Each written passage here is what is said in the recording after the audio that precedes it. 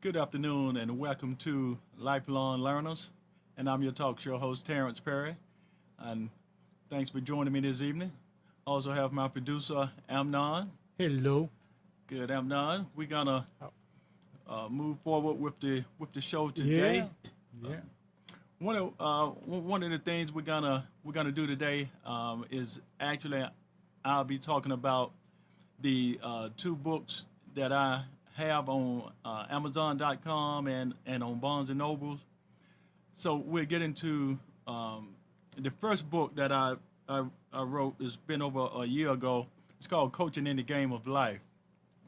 And in Coaching in the Game of Life, some of you may have seen it on my Facebook page, seen it on LinkedIn, and seen it on Amazon.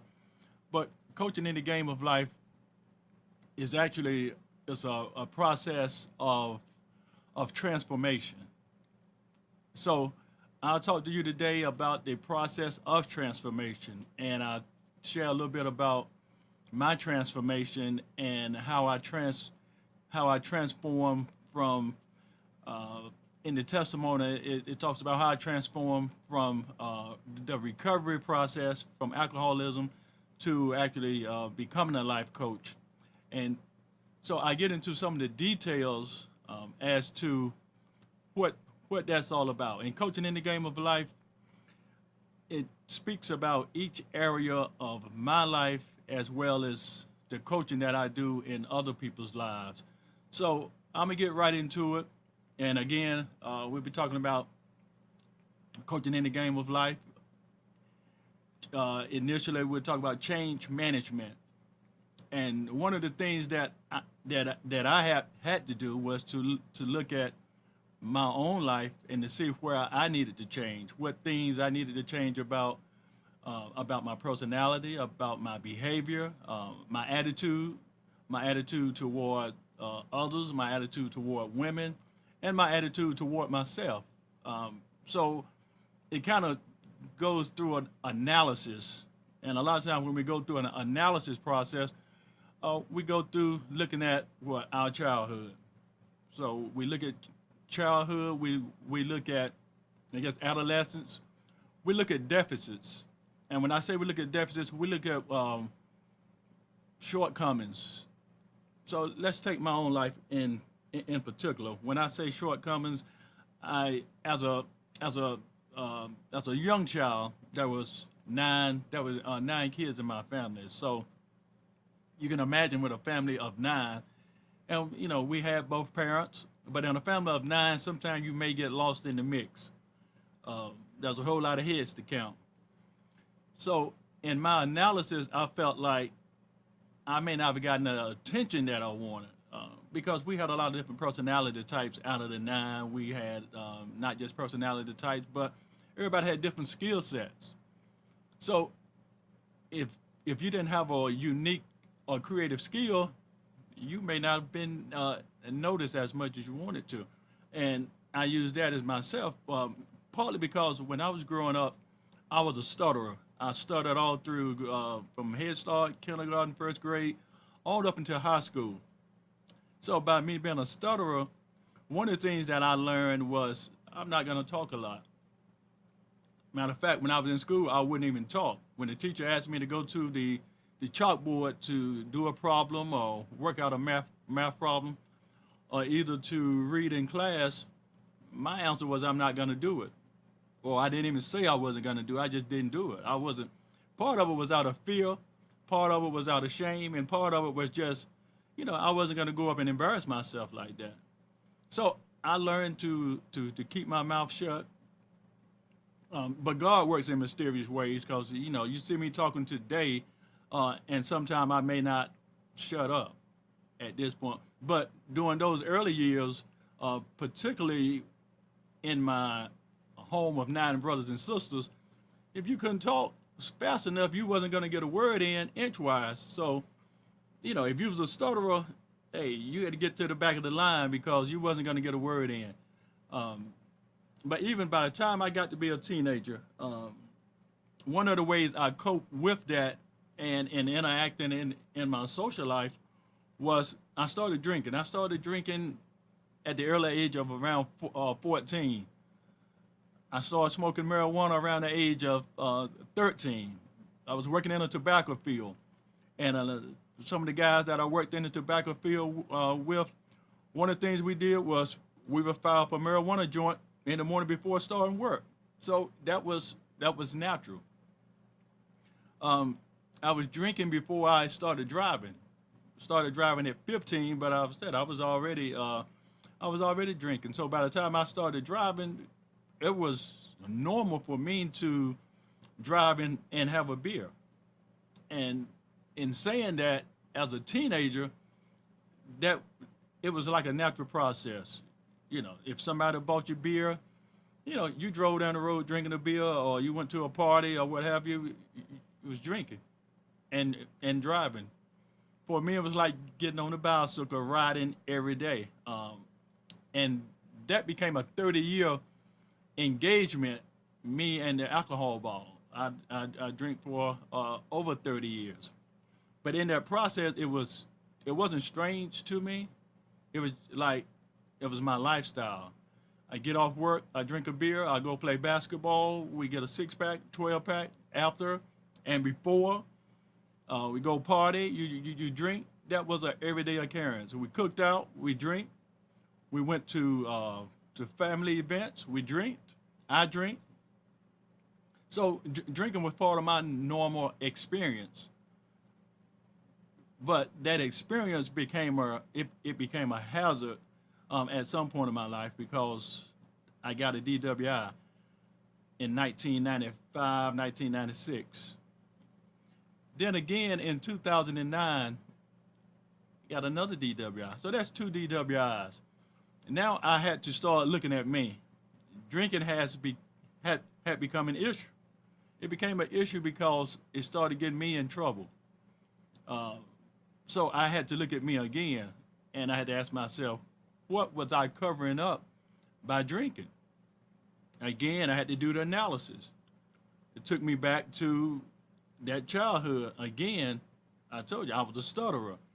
Didn't talk a whole lot unless I was drinking.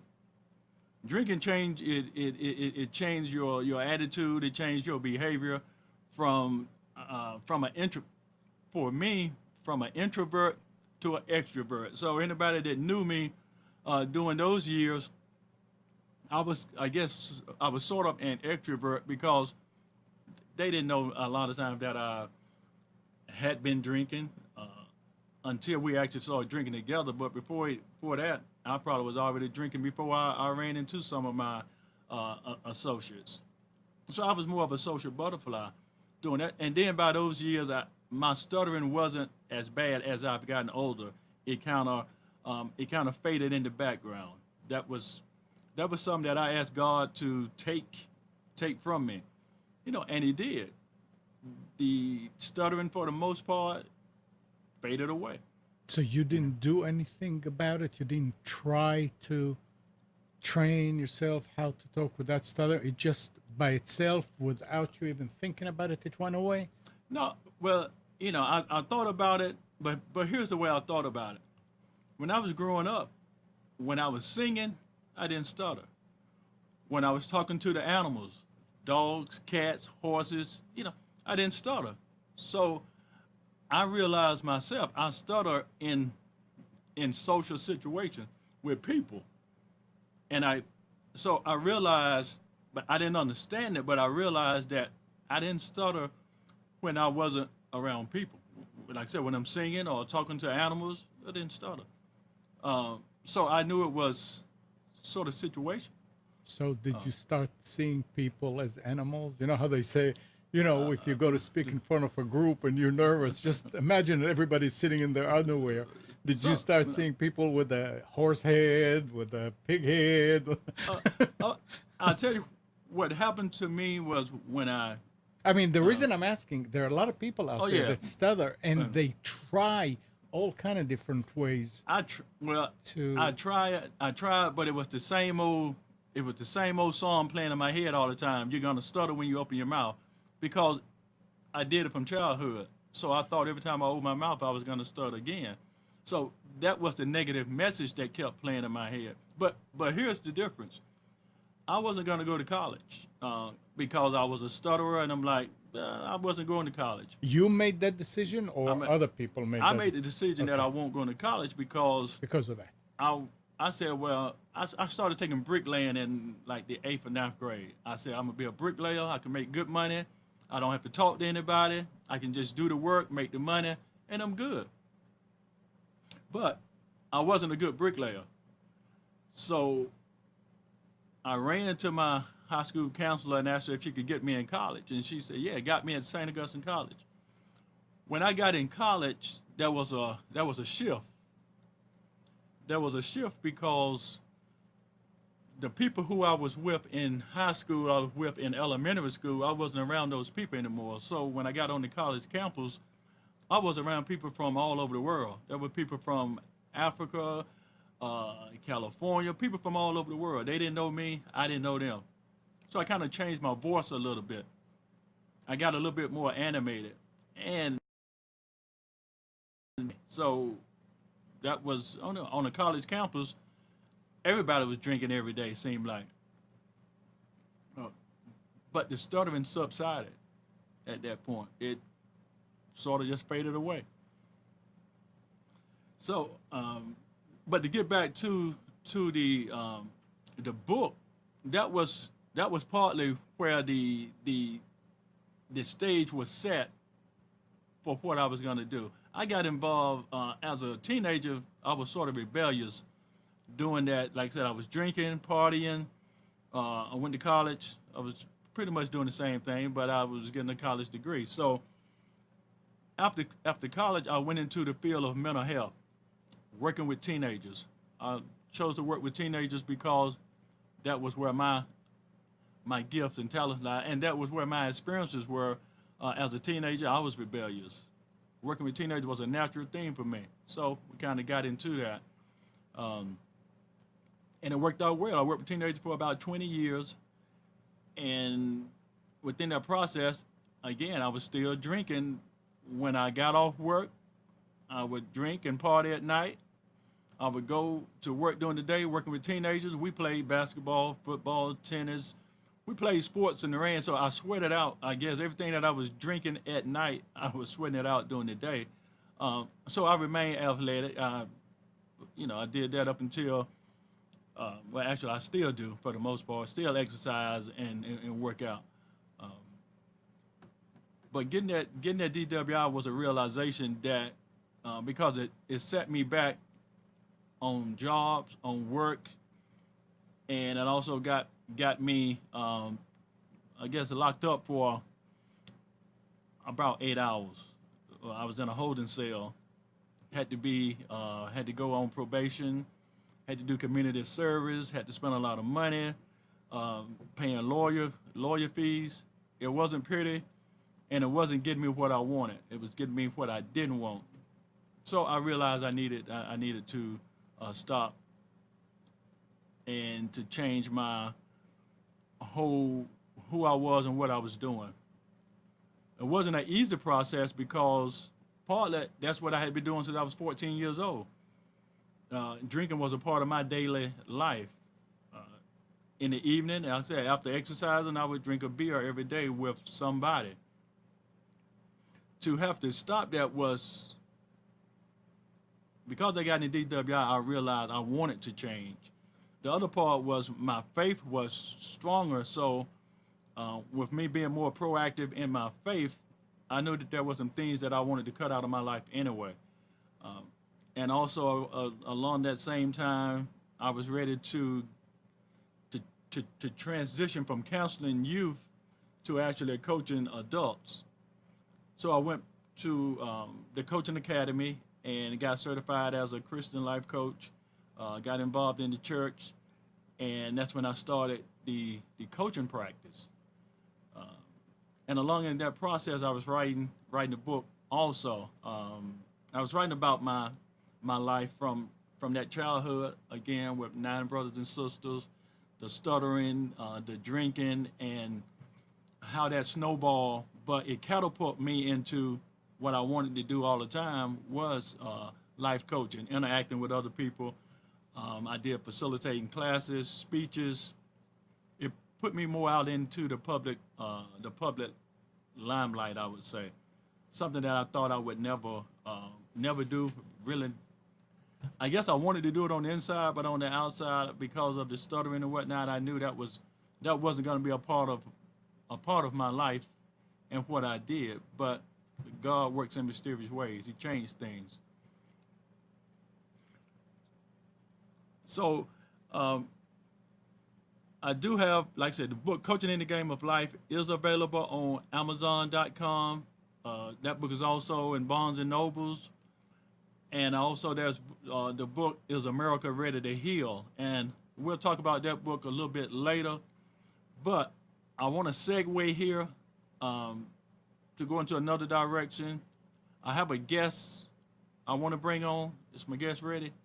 Um, so, without further ado, I want to introduce to you all today um, a young lady that's unique in her own way. She's very creative, and what she's going to share with you today is going to be an eye opener for yourself as well as others in what a production company is all about, how that works.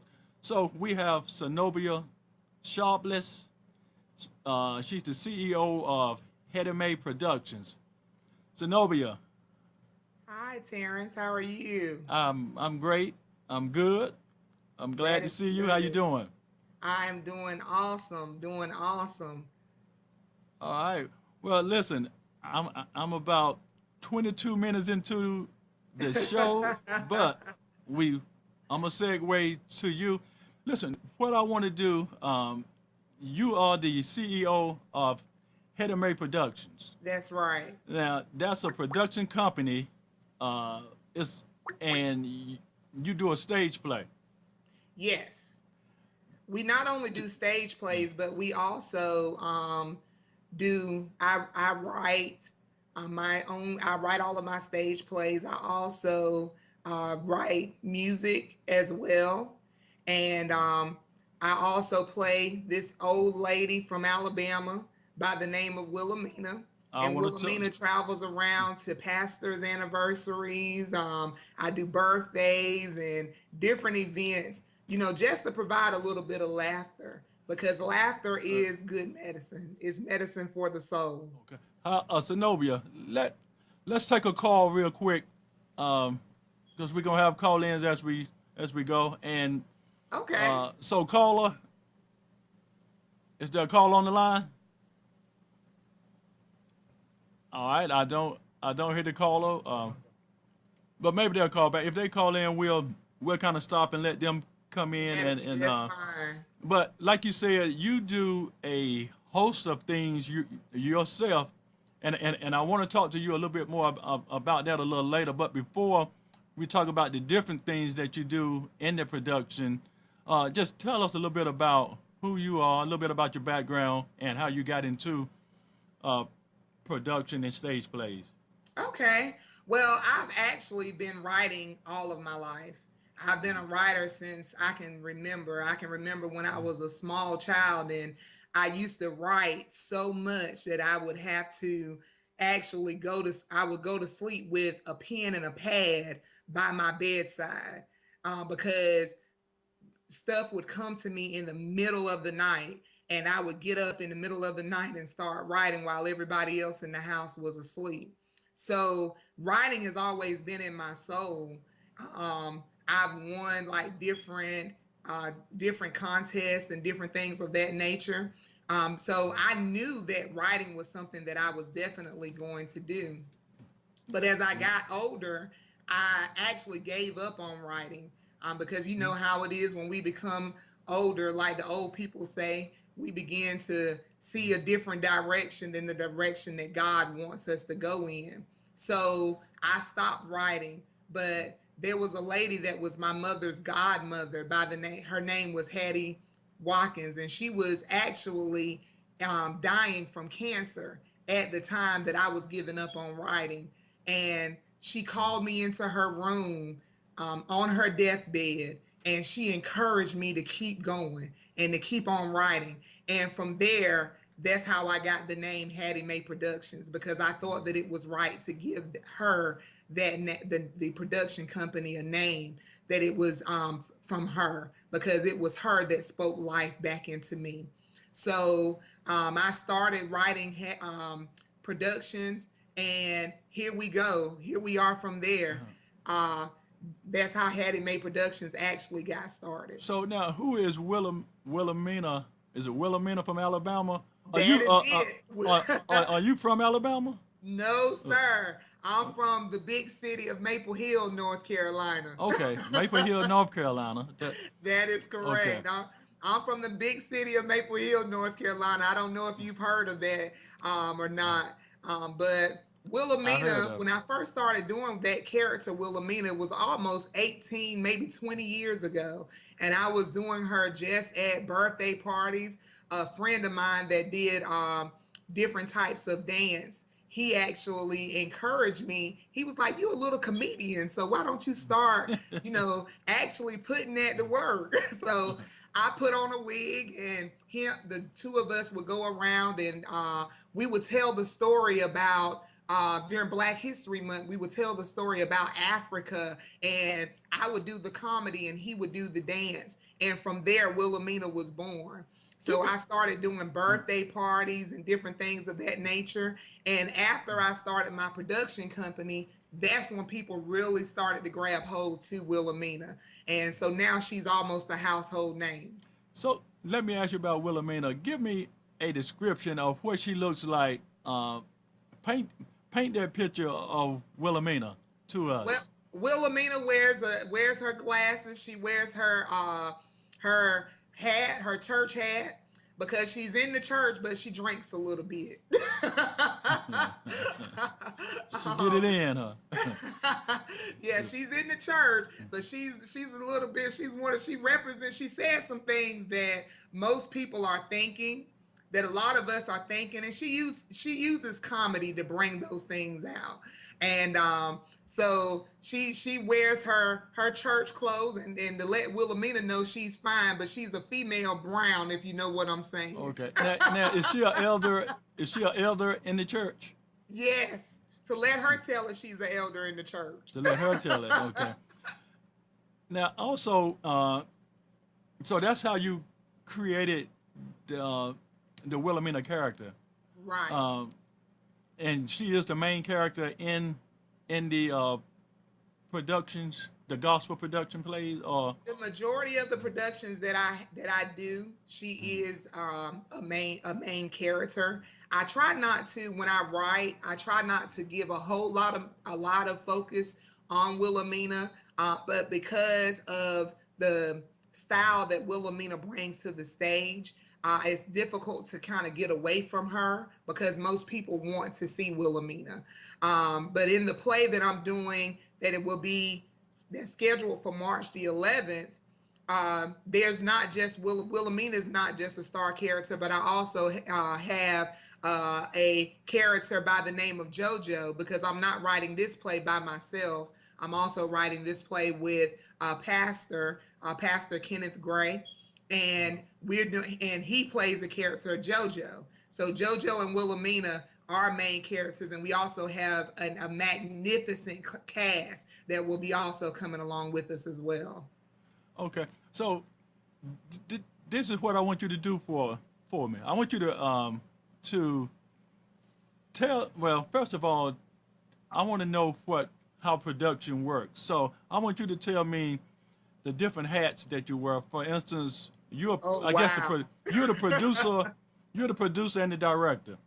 Yes, I'm also the writer. So Okay, the so majority of the time, this play that I'm doing in March, this is my very first play that I'm doing, that I have someone that is side by side with me writing every single thing. But generally, whenever I put on a production, I'm the writer. I write the majority of the songs. I at least put two songs, maybe even more, of that I've written myself. okay, I also write the entire script. I do all of the teaching. the directing, all of that, because it takes all of that in order to actually produce a great play that people are going to love. Okay. So, It's more than just what happens on the stage. Sonobia, let's see if we can take this call. Is there a call on the line? Is there a call on the line? The caller have hung up again. So, if you Well, call, hopefully soon they'll get through. so if you call into the show, stay on the line until until we answer. We're gonna answer and when we get you on. Um, but that way, and anybody else that want to call in at 919-518-9773. Again, that's 919-518-9773. When you call in, stay on the line. We get to you. You'll be in a chat room, so we may have to we get one person at a time, and we keep it moving that way.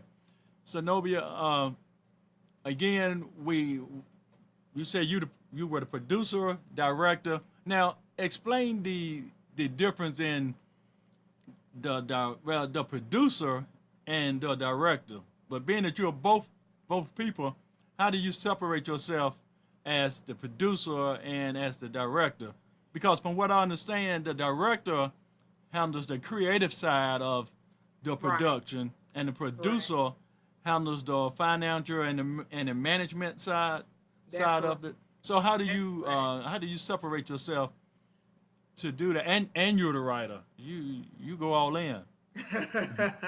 Well, it's something that it's a difficult task, but then it's an easy task because it's difficult because you're having to wear so many different hats. But then it's an easy task because it's something that I love to do. As the producer, I do handle the management side because it's not something that's inexpensive. It's expensive to step on a stage, and you have to be concerned about tickets. You have to be concerned about, is the lighting right? You have to be concerned about the financial side. You have to be concerned about making sure that all of your actors and your actresses, your stylists, and all of that stuff is done before you even go to the stage, because everybody has to have direction and they receive all of that direction from the person who is producing the play. So I have to take the hat off of the writer, and then I have to get a little bit of business side to me in order to be able to let this person know this is what you need to do, to let the photographer know we need you at this point or we need you at that point. So that's what I do as the producer, is that I make sure that all of the business stuff is taken care of, making sure that that everybody is on time, to make sure that the stage manager has everything that they need to make sure that the stage is correct. Everything is, we have chairs and tables, enough lights and enough this and enough that, so that when we hit the stage, we don't have a problem.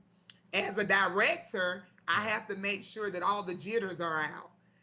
That, because everybody that's acting with you, they're not going to get on. They don't have that. They may not have that confidence.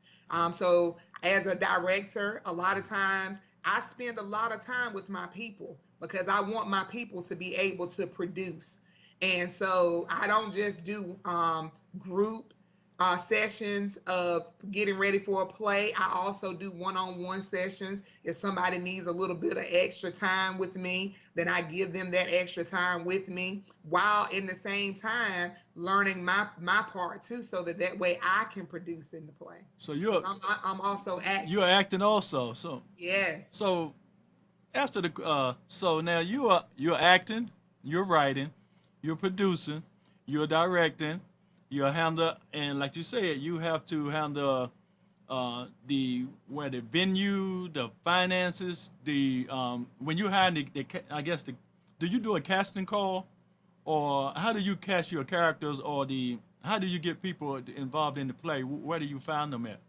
The majority of the time, the last two plays that I have done, I actually sought the face of God, because I was just getting started. What does that mean now?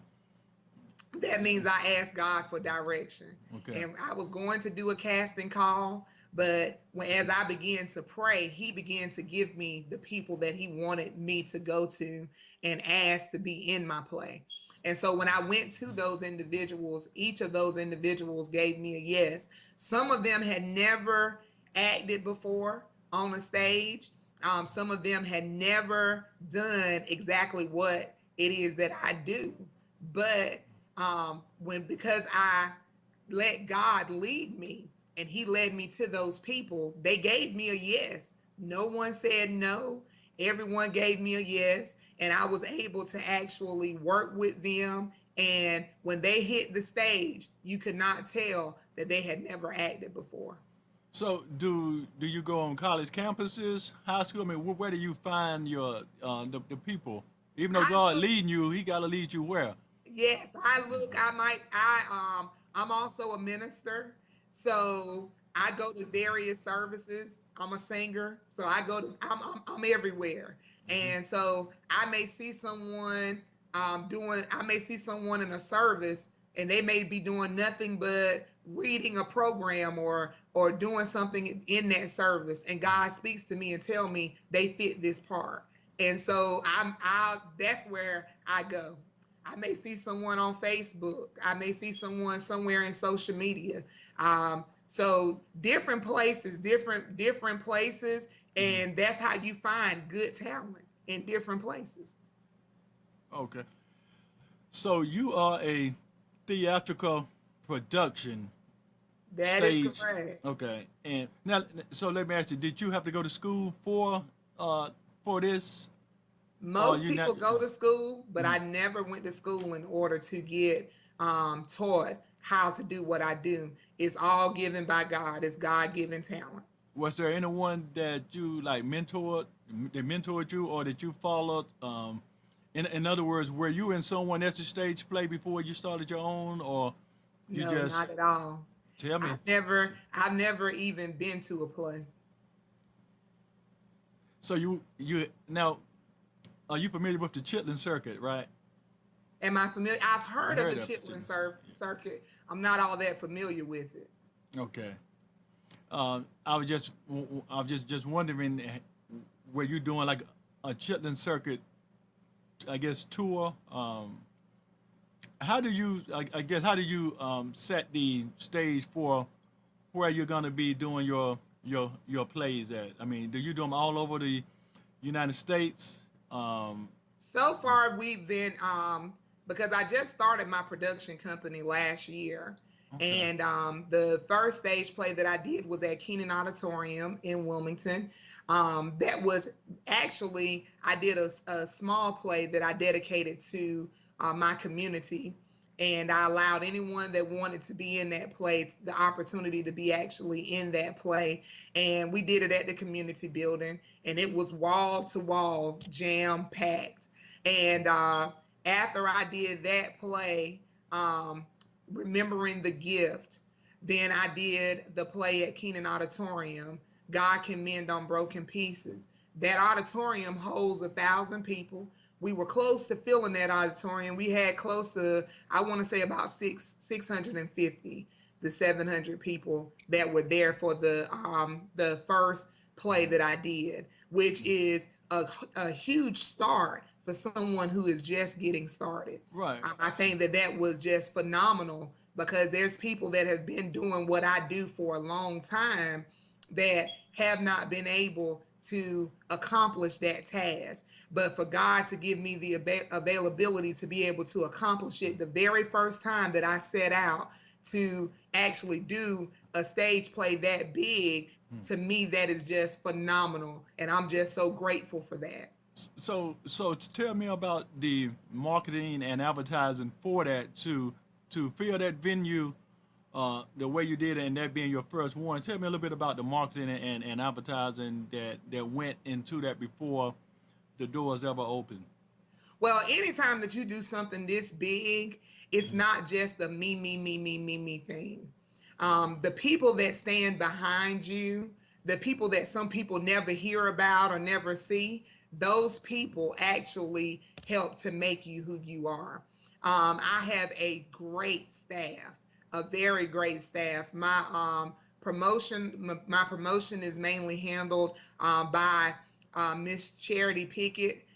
We try to hit all different places and different areas in order to not just churches, but we try to hit different communities, stores, and different things, just trying to make sure that we get the name out.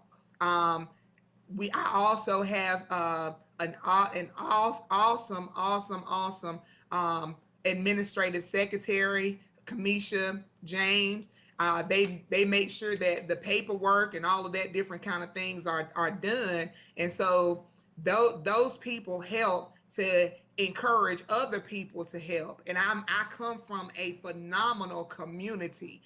Maple Hill community has actually stood by me, and I'm grateful for that. So they have helped me to get the word out, because they may be someone that you know that I don't know. And so if you tell 10 people, and then those 10 people tell 10 people, and then those 10 people tell 10, before you know it, you have a coliseum full of people. All right.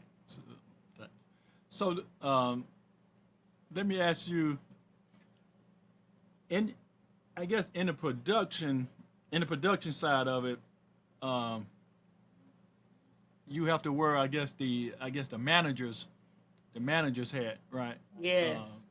and well, one of the things I want to ask you about was the costumes. How do you pick out, or who designed the costumes? Do you all? Because I mean, if you're from that area, y'all might be doing a lot of sewing clothes yourselves. And how do you all put the costumes together, and who's I actually responsible for that? I have a team that actually does that. I have my stylist, Yamaya. She handles a lot of letting me know what needs to be done, and how this person needs to dress, and how this person's hair needs to be done, and how the type of makeup and different things like that. I also have a good stage assistant, Danica Pickett and Tasha Shepard. They handle that, because I'm the type of person, I believe that if you have the right people around you, then they make you look good. I hear They you. do. They make you look Mhm. good, and they definitely make me look really, really well in what I do.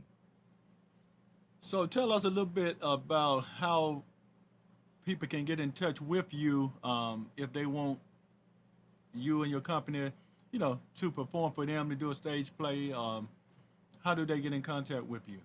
Well, if anyone wants to get in contact with me, generally what that person would be able to do is that they would actually be able to contact us at our Hattie Mae Production office line. Our Hattie Mae Production office line number is 910-471-5684. They also can contact me directly at I have a address, post office box 132 Maple Hill, North Carolina 28454, or they can go to Hattie Mae Productions at gmail.com. And that's also a way of getting in contact with me as well, so that way, if they want to get in contact with us in order for us to be able to perform at a venue, if they want me to come sing, they can also contact my promotional team, which is Charity Pickett. They can contact her at 910-685-0786, and we'll be glad to come out, or do whatever it is that we can in order to be able to make your event spectacular. All right. Uh, so, let me ask you a little bit more about the process. How do you secure funding for this type of production? How do you is when you all are putting this, well, when you're putting it together with your team? It sounds like you got a strong team of Yes. supporters. But how do you all rally together to get the funding for such a major production? Everything is done by sponsorship. I've been blessed that so far we haven't had to do a whole lot of trying to get loans and different things of that nature and put ourselves in the hole. Right now, the play that we're currently working on, this battle belongs to God. Pastor Gray and myself, we're looking for sponsors. So if someone wants to be a sponsor, they can definitely. You don't have to be a business. We're looking for sponsorship through religious organizations, individuals, because the play that we're doing is not just a normal stage play, but we're not going to just entertain, but we're also going to try to be a blessing to different organizations. We want to try to be a blessing to breast cancer awareness. We want to give a donation to the homeless, to lupus. There's also a grandmother whose daughter, her daughter died in a car accident, and she's been left to raise her grandchildren. And we want to be a blessing to her. So, in order for us to do so, we want to be able to have some things already set in place before the play even touches the stage. So, we're going to be doing sponsorships. Those sponsorships are going to be a person can be a silver, a gold, or a platinum sponsor. And if they want to be a sponsor, they can give us anything from $10 to $25 in order to be a silver sponsor. From $26 up to $99, they can be a gold sponsor. And then from 100 and up, they can be a platinum sponsor. Now, We Sonobia, list tell me a little bit about the sponsors when you're saying that platinum, gold, silver. Now, what does that mean to us? We don't. I mean, I don't know what that means. I Oh, know I'll you're be saying glad more to dollars explain per that. is Yeah, more dollars. if they are a sponsor of the play, Mhm. then what we do is that their names are listed as whatever sponsorship packet they represent, whether it's silver, gold, or whether it's a platinum sponsor. They'll be listed on our program the night of the play, so that way they can be recognized for what they have given in order to be a giver to this actual production. The platinum sponsors, however, will not only be listed on the program, but we also will have our announcer giving recognition to those individuals by actually announcing their names during at the beginning or at the end of the play as well.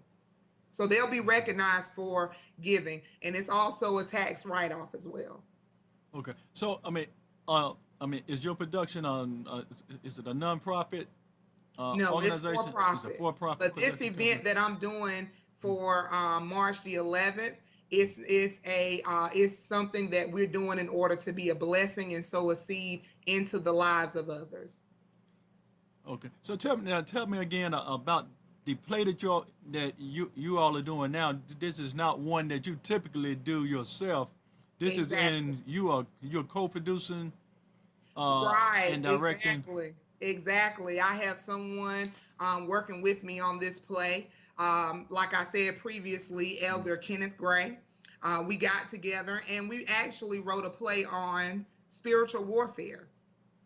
And the title of that play is This Battle Belongs to God. I think that this play is going to be a huge success.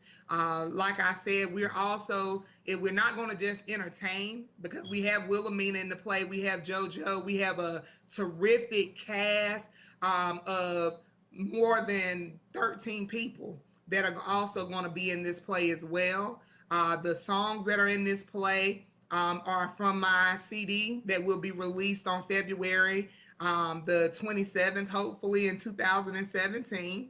So we got together some terrific people, and we're going to be a blessing to these organizations. And then we're also going to entertain people and then also give them something that they can feast off of as well.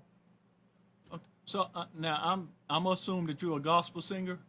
Yes, Okay. yes, I I could am. assume R&B now, but I said. So where did you get the R&B from? I mean, you could. Wilhelmina might want to do a little R&B. Yeah, that's You Wilhelmina. know, I'm Sonobia today. you know. Okay, so I don't know who's and the album is Sonobia's album, right? Yes, it's It's Zenobia's okay. album. Maybe Wilhelmina come out with her one in 2018, but 2017, I want that to be my year. But tell me a little bit about your I mean the album. What what type of gospel songs or would you label every song on the album as gospel, inspirational? Some people don't like to be in that box. Well, my music gospel. No, it's everybody's music. Yeah, and What's that's your music? why I wouldn't put myself into that type of box. And the reason why I wouldn't put myself into that type of box is because I'm a old soul, but I'm young at the same time. So I grew up listening to, you know, that old gospel music, and I love that old gospel music because that type of music is our foundation. It's our foundation, and I would be, you know, less of a person to steer myself away from that foundation because that foundation was what grounded me. So I love that old school music. I also love the contemporary, the inspirational as well. So my CD, God Gave Me Messiah, is dedicated to my son, Messiah. The name Messiah means Savior, Savior. and I had to name the CD after my son because I feel that God gave him to me in order for him to save me. He was my little savior. So the title of the CD is basically a dedication title just to him. But it's some powerful songs on this CD. You're never too young. I don't want to miss heaven over little things. When God works.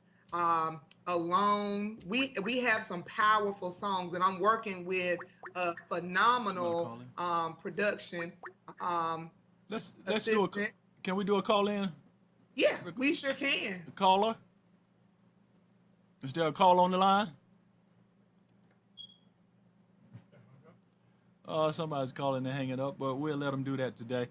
Uh, Oh, okay. Listen, I didn't mean to cut you off, but I did want to get a couple of some of the callers in. But when you're talking about your music, um, what song what song do you like the best on the album?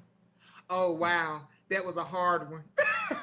Well, you say, uh, That was a hard one and, because I'm gonna tell you, I haven't actually made that decision yet. I've been mm, trying to decide. I have this song that's also going to be in the play. That's going to be sung in the play, can I and get a the, sound the bite? title of that song is "Lord Help Me to Stand." Can I get a sound bite? Can you get a little bit of Can I it? get a little bit of it? Just a sound bite, so we can Nah, see. I don't want to give a little bit of. I don't want to We give a want little bit of look that. if we gonna buy the CD, we want to know what we getting. You'll I mean, we want to know a little something, something. We'll be actually doing a release of one Yeah. of the songs this month. As a matter of fact, within the next 2 weeks, you'll be hearing that song very, very soon. The title of that song is "This World." So we'll be using it as a marketing tool for the play. And then right after that comes out, then we'll also be um, releasing our music video as well. Of the That same will song. be shot by Marcus Ballard and Chili Will from that also has his own production company. So we are making some phenomenal changes to the production era and also to the music era as well with Hattie Mae Productions. Okay, How to make production. Now you say that you just produced. I mean, you just did this last year, or was that the How to Make stage play? Hattie Mae Productions is actually a year old. We're Okay. going on our first 2 years. And that's why I say we've been blessed because in our first 2 years, we have actually set the bar because we've done some things that a lot of production companies probably didn't get a chance to accomplish in their first 2 years, and I'm grateful for that. I'm grateful for all of the supporters. I'm grateful for those that call me and ask me can they get Wilhelmina. Those that actually call me and ask me to write small plays for their churches, Christmas play, or because I do that as well. I write small plays and go into churches and in order for them to perform them. I write plays. I'll go into the schools and write plays. So I'm so grateful that people have allowed Hattie Mae Productions to be a part of whatever thing they're doing, whatever function, whatever event that they're doing. I'm happy for that. And I seen a couple of the, I guess, little short video skits. I think just pieces of them. Is that, Yeah. are they on YouTube too? Yes. Yes, they also can find Wilhelmina on YouTube. Soon we'll be on iTunes. They also can go to Facebook and go to Hattie Mae Productions on Facebook and like us on Facebook. And we post every single event that we do as a thank you to the venues that allow us to come in. Thank you to the communities, the churches, the families that have allowed us to do their family reunions and different things of that nature. We make sure that we give them credit where credit is due on our page. So we make sure that we post a flyer or we post just a thank you, just to let people know that, look, we're going to this event, so that way we can let people know that people are actually patronizing us. All right, and this is Sonobia Sharpless, the CEO of Hattie Mae Productions. Again, now you said that you all have a stage play that's coming out. Right. In that's March the. That's on March at the Paramount Theater in Goldsboro, North Carolina. That's 139 South Center Street in Goldsboro. It's downtown Goldsboro. So if anybody wants, the tickets will be available very, very soon. Okay. So you can like us on Facebook, and that way you can get information in reference to when those tickets will be released, so that way you can definitely get you a seat. You don't want to miss this play. It's going to be great. Now, will you all be bringing this play to Raleigh also? Hopefully, you're going to invite us to Raleigh. I will. We can definitely. We need to make that happen. Yes, we definitely. That's one thing that we are looking to accomplish. So please, we're looking to get to Raleigh. We're looking to get to Raleigh. The Paramount Theater holds 500 seats. So when you hear about these tickets going on sale, you don't want to miss it. You definitely don't want to miss it, because this play is great. I have heard nothing but good feedback in reference to what we're doing, and every play gets better and better. So this play is something that you definitely don't want to miss. It's getting better and better each and every single time that we step on the stage. All right, Sonobia, listen, I want to thank you not for just being on the show, but for the work that you're doing, because to wear that many hats and to put a production company and play together yourself, it's not just a task that you just wake up one morning and say I'm gonna do. Exactly. It's a lot. Evidently, there's a lot that goes into that. There's a lot that we didn't touch on today, but you did break down the different roles of the producer, the director, and finding cast members, finding costumes, the venue that you're gonna have it at, and having your stylist. It's a whole breakdown of things that you have to, roles that you have to take on, and things that you have to do. It ain't just like talking about it, making it happen. So, right. But I'm glad that you shared that, so others that may want to do something along those lines have an idea of what all goes into something like this. So it's a major task. I want to thank you for the work that you're doing. Amnon got a question. Yeah, a real quick one, Sonobia. Yes. Which musical instrument do you play in the play? None. We got one, huh?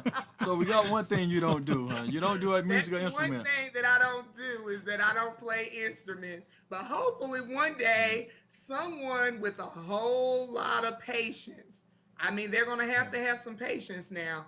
A whole lot of patience will sit down. Hopefully Sharon, the one who does all of my music with Sweet Keys Productions, hopefully he'll be gracious enough to sit down with me one day and teach me how to play. Play an instrument. Now, let me ask you on the way. How old is your son? My son is 11. 11 now. Is he in the play, or does he have a role also? He's not quite there yet. I just recently found, because he's a little quiet. He's not like me. I'm as you can tell, I'm out here. But he's very quiet and reserved. So I just recently found out that he loves writing music and stuff. So hopefully I'm going to tap into that, and I'll be sitting down with him, and hopefully maybe me and him can actually sit down and write some things together. Because he's a little writer too. He loves music and all of that. And I knew he loved music, but I didn't know that he liked the writing field and that he had actually received that talent as well. So I'm excited about that, because like Sanford and Son, hopefully I can pass the torch on over to him. Like, I'm gonna leave that alone. You talking about like Sanford and Son? Okay.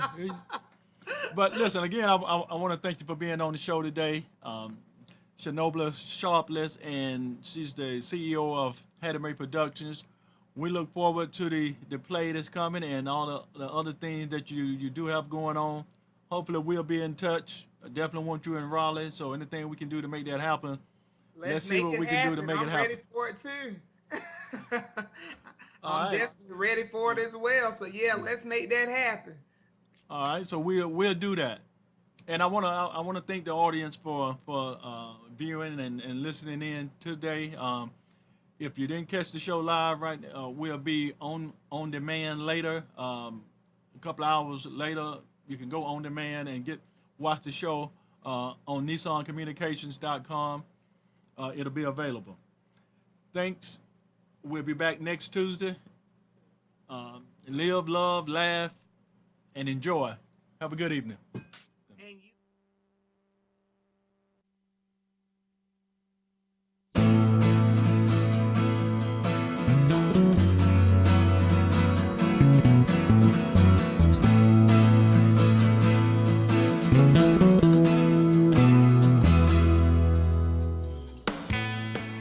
You are tuned to the Nissan Communications Network. Our weekly lineup of call-in programs includes Computers 2K Now with Amnon Nissan, My Life, My Will with Gisela DiCarlo, The Tanya Love Show, Health Then with Debbie Bruck, Breaking Free with Marilyn Shannon, Triangle Be Well with Howard Jacobson, Lunch and Learn with Rabbi Yisrael Cutler, Lessons of Vietnam with NCVVI members, Current Affairs with Amnon Nissan. And if you tuned in too late, you can always watch each program in its entirety or download an MP3 audio file of it in the archives section on NissanCommunications.com. Don't forget to subscribe to our YouTube channel, follow us on Twitter, and like us on Facebook. Sponsored by Atomos.com, makers of quality video recorders and converters, CarolinaApparel.com, and DeltaForce.net.